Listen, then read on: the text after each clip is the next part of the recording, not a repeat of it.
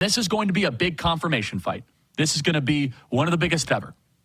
It is not going to be easy. Matt Gaetz does not have a lot of congressional allies. It's kind of why we love him.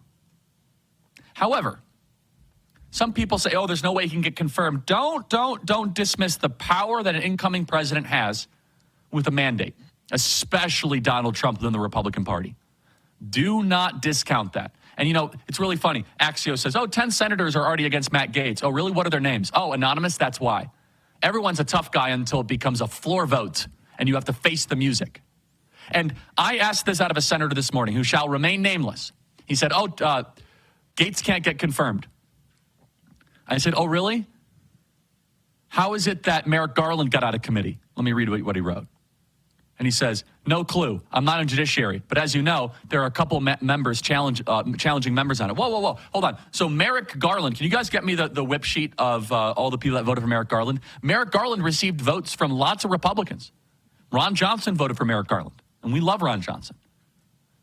John Cornyn voted for Merrick Garland. Merrick Garland, the craven lunatic that went after Donald Trump that we see, that bitter, angry, small man running DOJ. So if Republicans are willing to vote for Merrick Garland, why would you not vote for Matt Gaetz? So let's just go through the list. Former Republican Senator Blunt from Missouri voted for Merrick Garland. Burr, former senator from North Carolina, voted for Merrick Garland. Shelley Moore Capito, who is in leadership from West Virginia, voted for Merrick Garland.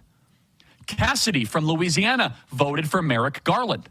Susan Collins from Maine voted for Merrick Garland. John Cornyn from Texas voted for Merrick Garland. Joni Ernst from Iowa voted for Merrick Garland. Lindsey Graham from South Carolina voted for Merrick Garland. Chuck Grassley from Iowa voted for Merrick Garland. Inhofe, the former senator from Oklahoma, voted for Merrick Garland. Ron Johnson, I mentioned, voted for Merrick Garland. James Lankford from Oklahoma voted for Merrick Garland. I'm going to keep going through the list here. Mitch McConnell voted for Merrick Garland. Moran voted for Merrick Garland from Kansas. Murkowski voted for Merrick Garland.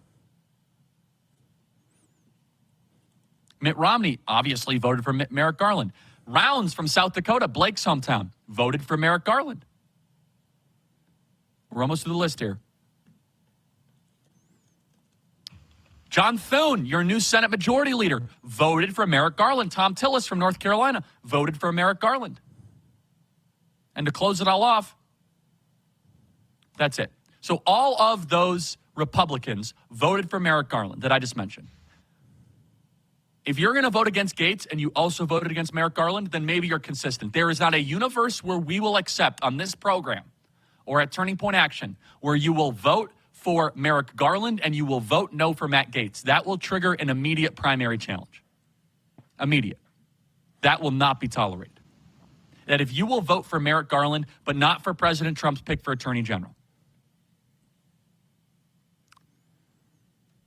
So I hope the senators go through advise and consent, ask Matt the tough questions, and we can proceed from there. Because Merrick Garland was the most destructive, disastrous attorney general in American history that had a lot of Republican support. And they didn't vote for Merrick Garland in the essence that you might think. They'll say, oh, a president deserves to have his cabinet. Fine. Then why should Trump not get his cabinet?